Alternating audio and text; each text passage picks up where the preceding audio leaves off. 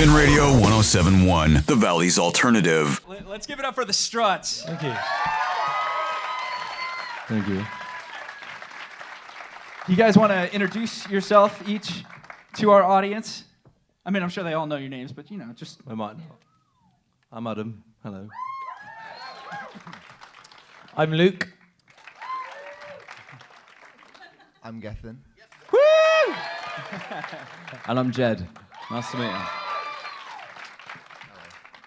So you guys, man, you have already opened for, the Rolling Stones. How freaking cool was that to be playing, for the Stones? That's got to be almost indescribable, but can you describe it in some way for us? I think the best part of getting a gig like that is to just be able to watch the band from fantastic seats. We were actually they call it the pit. Yeah. And we're probably from here to this gentleman sat here with the waving his hand. That's how far Mick and Keith and everyone on stage playing it, and that's the best bit. The shows are good, but 65, 70,000 people, they're not here to watch us.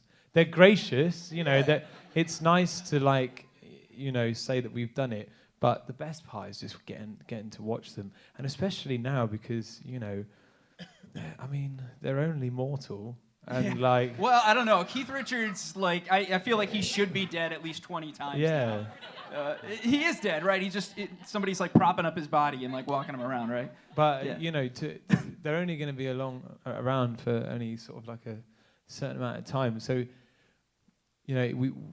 we supported them for the first time 3 years ago, and then to do it again, sort of a little bit after, was sort of wow, okay. How many bands can say that they've got to support the Stones more than once, Right. And now you guys are on tour with Foo Fighters. So what's that like? I hear Dave Grohl is the nicest guy in rock. Is that true, or is he actually a total dick? No, he is. He is nice. The whole band is really nice, and like I said, we've done lots of fantastic opening slots, including Guns N' Roses and Motley Crue and The Killers and whatnot. But this really it feels like it's on a different level. One, because it's the longest amount of dates we've done with a specific band, but secondly, it's just the camaraderie that they have between themselves. Guns N' Roses, none of them want to speak to each other. Right, yeah, it's probably super awkward. And even Motley, they're all kind of very separate camps, and the Stones are just too big to even look at, right.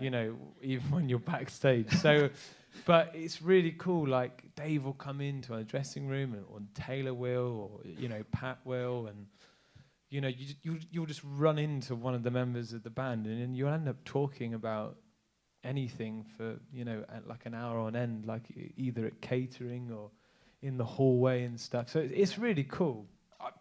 Yeah, I'm pretty jealous. But I gotta say, my dad actually discovered you guys seeing the Stones. He went to see the Stones.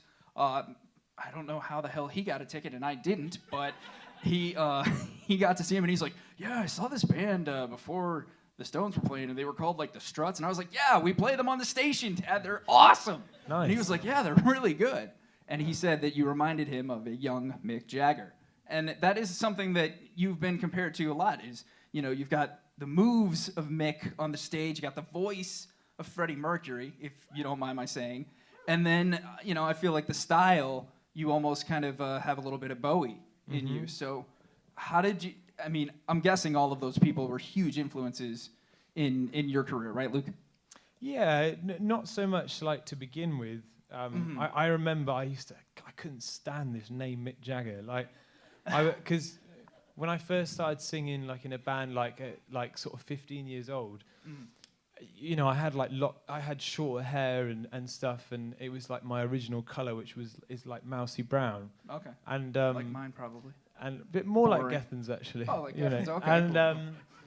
And then everyone was like, oh yeah, you just like Mick Jagger. And as far as I was concerned, he couldn't sing, and and I was just like, but then and then I realized what it was, and that's we're both heavily influenced by like a lot of black musicians, you know, especially like James Brown and stuff like that. We're both basically two white guys trying to dance like a black guy. So, you know. And we all know how that works. It Exactly. does not work well. And I was like, that's it. And but you know, of course, like, you know, Queen was a huge influence, and Bowie and Zeppelin and stuff like that growing up, you know, massive.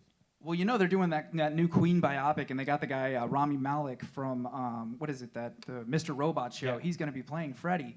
But I've said what they need to do is they need to dub your voice in for when he's actually singing. I don't know if Rami can actually sing, but I know you sure as hell can, and I feel like you would kill it. I mean, well, I don't know who we would talk to about that. But as far as I'm aware, like he has been like tested for like his vocal ability. Oh, okay. And I did see a video, and you know, you can't quote me on this, but I heard it was his voice, and if it is him singing, then it's pretty like spot on. I mean, I was even talking to Taylor about this from Foos, because we're huge Queen fans, and, right. we have these annual queetings where we sort of talk about Queen. Queetings, all right, that's going to be a new hashtag. By the end of the day, we got to get that trending in the Valley. And yeah, he was sort of explaining about, you know, with actors, and it's true, you know, you look at like Jamie Foxx, you know, when he did the Ray Charles film, and it sounded fantastic, you know, and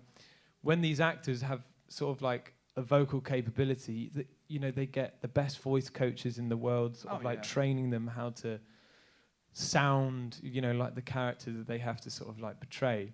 So, but honestly, for me, I don't think I sound like Freddie. You know, I think I You just sound like Luke.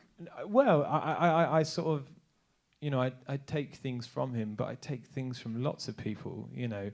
But I guess I have the same Tone.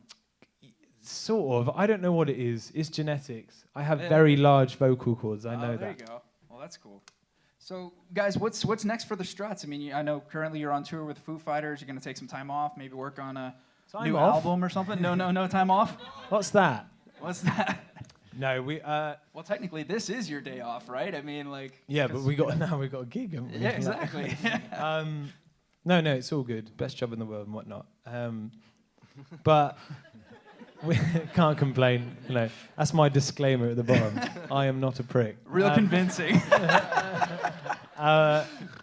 We're actually working really hard to try and finish our second album. Awesome. Which is an ongoing process, and at the moment, as it stands, we've got a real great collection of songs. But we find, especially with the last album, the things that kind of come together in the mix, you know, later on in the day, once we've kind of said all we've said and put down the tracks that we want, it's when we experiment that we get like these things like Kiss This, for example, or like, you know, some of the stronger material, ironically. So we're going to carry on and writing and recording all the way up to probably December, you know, maybe January. Basically, whenever the record label says, like, come on, guys. You know. Yeah. That is tough, right? Because this is your second album. You know, you don't. I've seen this with a lot of bands. You know, they have the first album, and then the second album. It's kind of like it feels like it's being forced on you. Do you feel like it's being forced on you at all? No, it's not been forced on us. I think, you know, between all of us, I think that the way that this album was made, or how it was approached to begin with, wasn't the way we wanted to, and because we're on a major label, we kind of had to play the game, and it was good. We experimented and we worked with a few different people who weren't really like our first choice, and that kind of like set us back by a few months. But I'm a big believer that it all happens for a reason, and it was like a process of like early on going, okay, that's definitely not what we want to sound like. So, but you've got to know what you do not want to sound like in order to sound like what you want to sound like. Exactly, yeah. So it all worked out really well. But, you know, pressure is on. But, you know, I think One Night Only, for example, is kind of like our bridge track to sort of let everyone know, whether it's like the fans and obviously people like yourself who are supporting us on the radio, that you know, we can come up with the same quality of music, but the next thing we sort of introduce is going to be a little bit more different. Okay. And you know, just something a little bit new. Well, you said that you're very heavily influenced by a lot of black artists. Is it going to be like, you're going to throw in some funk there? Oh, like, yeah. We've got a bit of 70s disco, like rock in there. Very cool. We're not going like funk, like, you know, Parliament or anything like that. But although you could probably pull off the George Clinton look. Yeah, I think I could. Or the Rick James. Yeah. But there is definitely a little bit more. There's a couple of tracks which are a bit more, you know, I don't want to use the word kind of like dancey, but it is more traditional, like rhythm and blues in a sense. Grooves and stuff like that. Awesome. A little bit like Dirty Sexy Money, but even more disco rock. You know? Very cool. Well, I'm sure we all can't wait to hear it. I know this guy right here wearing the Struts t-shirt. He is super stoked. Once again, give it up for the Struts. Thank you. Thank you, guys.